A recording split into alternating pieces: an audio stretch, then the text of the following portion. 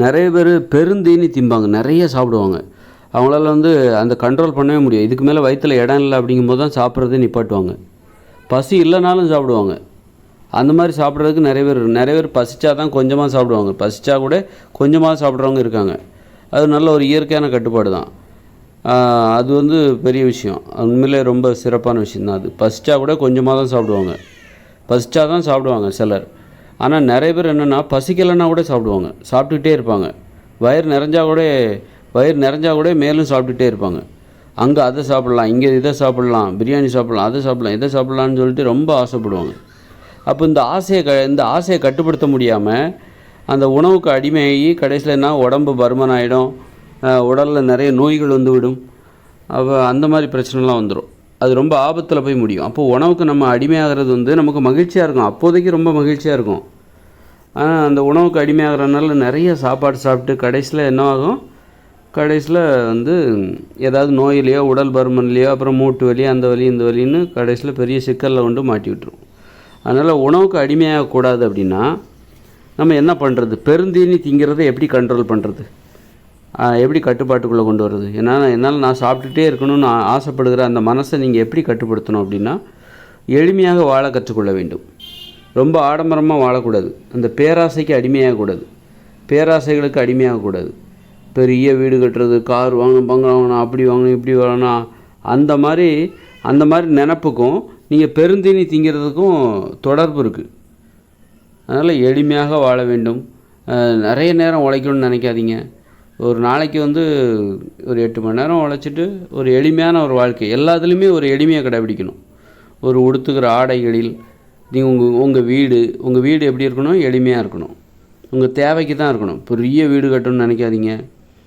அந்த மாதிரி குடும்பமாக சந்தோஷமாக அப்படி அந்த மாதிரி ஒரு வாழ்க்கை வாழணும். ஒரு குடும்பமாக இருக்க வேண்டும், சந்தோஷமாக இருந்துக்கிட்டு பேசிக்கிட்டு அந்த மாதிரி ஒரு எளிமையான வாழ்க்கை வாழ ஆசைப்படுவேன். அப்போ நிறைய சாப்பிடணுங்கிற அந்த வெறி உணவு உண்பதில் வெறி அது தனியும்.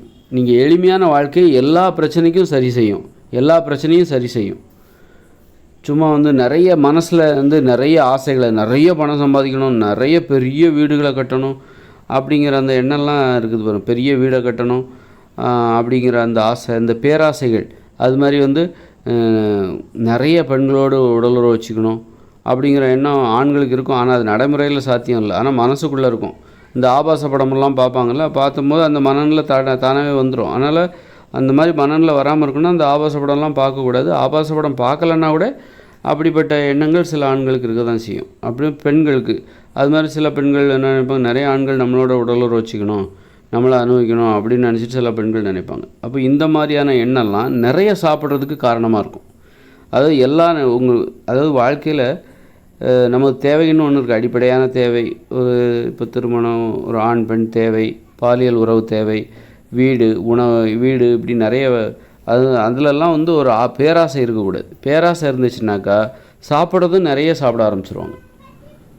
அதனால் எந்த ஒரு விஷயத்துலையும் பேராசைகளை இல்லாமல் பார்த்துக்கணும். எந்த விஷயத்துலையும் பேராசைகள் இல்லாமல் பார்த்துக்கொள்ள வேண்டும். நாம் உடுத்துக்கிற உடையா, அதுவும் மலிவான ஒரு குறைவான விலையில் உள்ள ஆடையை அணிய வேண்டும். சும்மா 10,000த்துக்கெல்லாம் பட்டு புடவை வாங்கிறது, அந்த மாதிரி நிறைய நகைகளுக்கு ஆசைப்படுறது, பெரிய வீடு கட்டணும்னு நினைக்கிறது, மொசைக்கு, டைல்ஸு, பந்தா அப்படி 4 பேரை வேலைக்கு வைக்கிறது, அல்லது அந்த மாதிரிலாம் ரொம்ப எந்த விஷயத்துலையும் பேராசை இல்லாமல் பார்த்துக்கோங்க. அப்படி பேராசை உங்கள் மனசுக்குள்ளே இருக்குது, ஆனால் உங்களால் அது நடைமுறையில் உங்கள் பேராசையை நிறைவேற்ற முடியலன்னா கூட உங்களுக்கு பேராசை இருக்குது அப்படின்னாலே நீங்கள் நிறைய சாப்பிடவும் ஆரம்பிச்சிருவீங்க. ஏன்னா அதுவும் ஒரு பேராசை தானே, நிறைய சாப்பிடணுங்கிறதும் ஒரு பேராசை தான். அதனால் என்றைக்குமே எல்லா விஷயங்கள்லேயும் ஒரு எளிமையான ஒரு வாழ்க்கையை வாழணும். ஒரு எளிமையான ஆசைகள் இருக்கிற மாதிரியே பார்த்துக்கணும். ஒரு வீடா, அது நமக்கு தேவையான அளவு தான் இருக்கணும். ஒரு திருமணத்தை நடத்துகிறோமா, அதில் ஆடம்பரமாக நடத்தக்கூடாது. சும்மா 50 பேர் 100 பேர் வச்சுட்டு ஒரு எளிமையாக ஒரு பதிவு திருமணம். வீட்டில் நடக்கிற எந்த ஒரு நிகழ்ச்சியும் ஆடம்பரமாக நடத்தக்கூடாது. எல்லா விஷயத்துலையும் எளிமை இருக்க வேண்டும். அது மாதிரி அந்த மாமிச உணவுலாம் ஆடம்பர உணவு. இது அந்த மாதிரி உணவு உண்பதற்கு ஆசைப்படக்கூடாது. மாமிச உணவு சாப்பிட்டா தான் மகிழ்ச்சின்னு நினைக்கிறாங்க நிறைய பேர். அதாவது மாமிசம் சாப்பிட்டா தான் நாங்கள் மகிழ்ச்சியாக இருக்கிறோம் அப்படிங்கிறத காமிக்கிறதுக்காகவே மாமிசம் சாப்பிட்றது. அப்போ தான் டெய்லி மாமிசம் சாப்பிட்டா தான் அவங்களெல்லாம் வந்து மகிழ்ச்சியாக இருக்கிறோம், நாமளும் என்ஜாய் பண்ணுறோம் இந்த வாழ்க்கையை அப்படின்னு நினைக்கிறாங்கள. அந்த மனப்பான்மையை மாற்றிக்கோங்க. மாமிசம் உண்பதை தவிருங்கள், குறையுங்கள், தவிர்த்து விடுங்கள். அப்போ நிறைய தீனி திங்கிற அந்த ஆசை வந்து உங்களுக்கு தணிஞ்சிக்கிட்டே வரும். நிறைய தீனி திங்க மாட்டீங்க, நிறைய சாப்பாடு சாப்பிட்டுட்டேலாம் இருக்க மாட்டீங்க.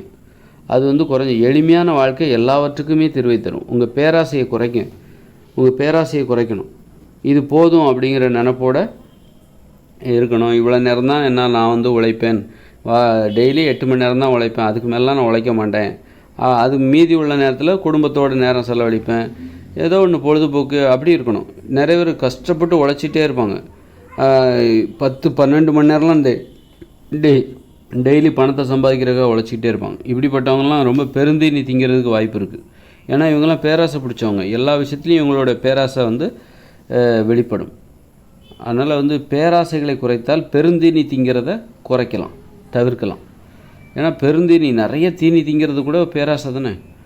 அந்த பேராசைனால் கடைசியில் என்ன ஆகுனாக்கா உடல் பருமனாகும், உடம்புல நிறைய நோய்கள் வந்துடும், அவ்வளோதான், ரொம்ப பெரிய ஆபத்தில் கொண்டு போய் முடிஞ்சிடும். அதனால் எளிமையாக வாழ ஆசைப்பட வேண்டும். ஒரு எளிமையான ஒரு ஆடை, எளிமையான இருப்பிடம், ஒரு எளிமையான ஒரு வாழ்க்கை. ஒரு நகரங்களில் வாழ்வதற்கெல்லாம் ஆசைப்படக்கூடாது, அதுவே ஒரு பேராசை தான். நகரத்தில் வாழ ஆசைப்படுவது பேராசை. ஒரு இயற்கை சூழ்ந்த ஒரு பகுதியில் வாழ ஆசைப்பட வேண்டும். அது கிராமமாக இருக்கலாம், ஒரு நகரத்தின் வெளிப்புறமாக இருக்கலாம், ஆனால் இயற்கை சூழல் இருக்கணும். வெளியே அப்படி நீங்கள் வீட்டை விட்டு வெளியே வந்தால் நல்ல மரம்லாம் தெரியணும், வயல்வெளி தெரியணும். அந்த மாதிரி ஒரு கிராமப்புறம் சார்ந்த ஒரு வாழ்க்கை, ஒரு நகரத்தின் வெளிப்பகுதி, அது நகரத்தின் மையப்பகுதியில் இருப்பதை விட அதோட ஒரு நகரத்தின் விளிம்பு பகுதி, அங்கேருந்து ஒரு இயற்கை சூழ்நிலையோடு வாழ பழகிக்கொள்ள வேண்டும். அப்போ தான் வந்து நம்மக்கிட்ட இருக்கிற பேராசை வந்து குறையும், தனியும், தவிர்க்கப்படும். இப்போ நான் சென்னையில் வாழ்கிறேன்னு வச்சுக்கோங்க, எனக்கு பேராசை இல்லாமல் நான் என்னுடைய பேராசை எப்படி தவிர்ப்பது? கண்டிப்பாக முடியாது. நீங்கள் சென்னையில் வாழ்கிறீங்களா, நீங்கள் அது ஒரு பேராசை தான், வந்துடும். நீங்கள் அங்கே போய் வாழ்ந்தாலே அந்த பேராசை வந்துவிடும். அதனால் பேராசையை தவிர்க்கணுன்னா சென்னையில் இருந்துக்கிட்டு அந்த வாழ்க்கையை நீங்கள் வாழவே முடியாது, பேராசையை குறைக்கவே முடியாது. சென்னையில் வாழ்கிறதே ஒரு பேராசை தான்.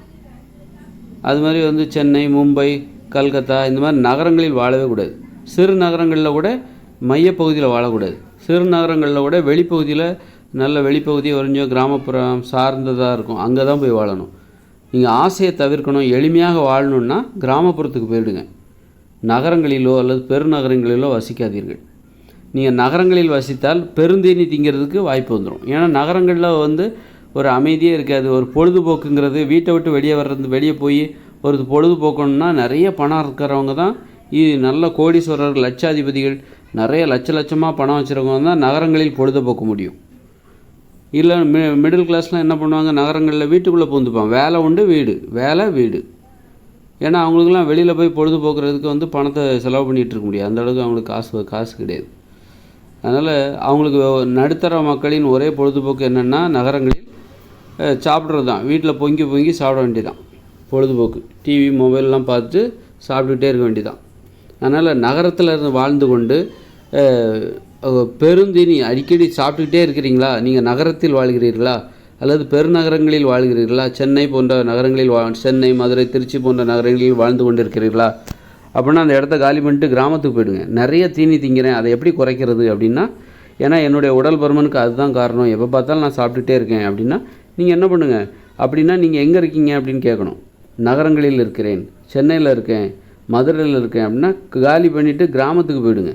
அப்போ தான் வந்து கிராமத்துக்கு போனால் தான் ஒரு எளிமையான வாழ்க்கையை வாழ முடியும். அந்த பேராசை வந்து குறையும். அந்த பேராசை குறையும் போது நிறைய தீனி திங்கிற அந்த வழக்கமும் குறையும். அப்போ உடம்பு நல்லா ஆரோக்கியமாக இருக்கும். இப்போ அமெரிக்காவுக்கு போகிறது, நான் அமெரிக்கா போய் செட்டில் ஆக போகிறேன், இதெல்லாம் வந்து பேராசை தானே. அவங்க வந்து நிறைய சாப்பிட்றதுக்கு வாய்ப்பு இருக்குது.